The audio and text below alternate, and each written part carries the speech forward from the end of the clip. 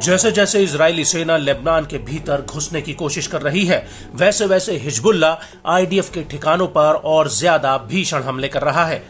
Nasrallah की गैर मौजूदगी में हिजबुल्ला के कमजोर होने का जो अंदाजा आईडीएफ ने लगाया था, वो पूरी तरह से गलत साबित हो रहा है। उल्टा अब हिजबुल्ला इजरायल के उन इलाकों में हमले कर रहा है जो अभी तक उससे अछूते रहे थे।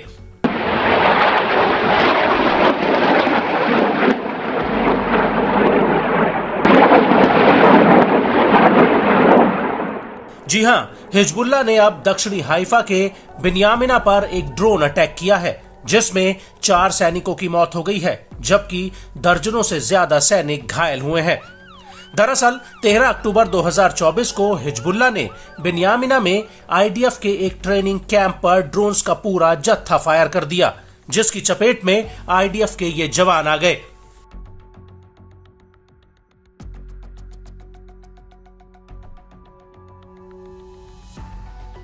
इजराइल के मेडिकल इमरजेंसी सर्विस के मुताबिक इस हमले में कम से कम 61 सैनिक घायल हुए हैं।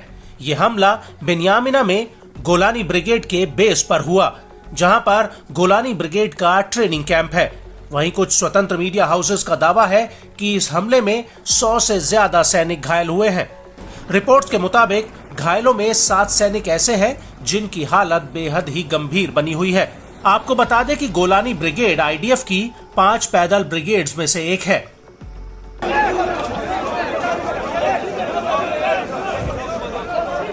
इस हमले को लेकर टाइम्स ऑफ इजराइल ने कहा कि शुरुआती जांच में पता चला कि 2 ड्रोन हिजबुल्ला ने दागे, जो समुद्र से होते हुए इजरायली हवाई क्षेत्र में घुसे। ये दोनों ही ड्रोन मिरसाद ड्रोन्स थे, जिन्हें ईरान में अबाबिल टी के नाम से जाना जाता है। इजरायली मीडिया के मुताबिक हिजबुल्ला का एक drone IDF air defence system को भेदने में कामयाब रहा और फटने से पहले उसने बिन्यामिना बेस पर एक मिसाइल फायर की। इसको लेकर हिजबुल्ला ने कहा कि बिन्यामिना बेस पर जो ड्रोन घुसा वो उन कमरों में जाकर फटा जहां पर दर्जनों आईडीएफ के अधिकारी, वरिष्ठ अधिकारी और जवान मौजूद थे। ये सभी लेबनान पर हमला करने की तैयारी में लगे थे। वहीं दूसरी तरफ इस हमले को लेकर आईडीएफ के प्रवक्ता रियल एडमिरल डेनियल हगैरी ने कहा कि घटना से जुड़ी परिस्थितियों की जांच की जा रही है, क्योंकि ड्रोन हमले के वक्त इजरायल में कोई भी हवाई हमले का सायरन नहीं बजा। आईडीएफ का इस घटना पर पूर्ण परिचालन नियंत्रण है। हम इसकी जांच करेंगे कि बिना चेतावनियों के ये ड्रोन कैसे घुसा और बेस पर आकर गिरा। युद्ध की शुरुआत से ही इजरायल ने ड्रोन खतरों का सामना किया है। हमें इससे बेहतर सुरक्षा प्रदान करने की जरूरत है। हम घटना की जांच करेंगे, इससे सीखेंगे और सुधार करेंगे।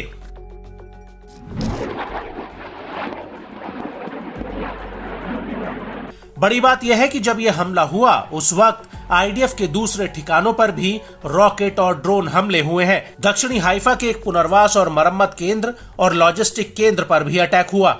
इसके अलावा दक्षिणी लेबनान में हिजबुल्ला और आईडीएफ की सीधी भिड़ंत हुई है।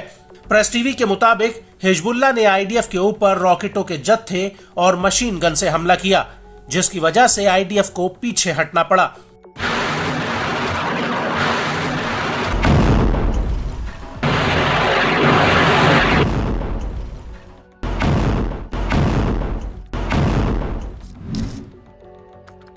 हिजबुल्ला का कहना है कि हिजबुल्ला के लड़ाकों ने 5वीं बार आईडीएफ के जमावड़ों को मनारा सेटलमेंट्स में रॉकेटों के जत्थे से निशाना बनाया। होनीन बैरक्स में भी हिजबुल्ला के लड़ाकों ने आईडीएफ के जमावड़े पर हमला किया है।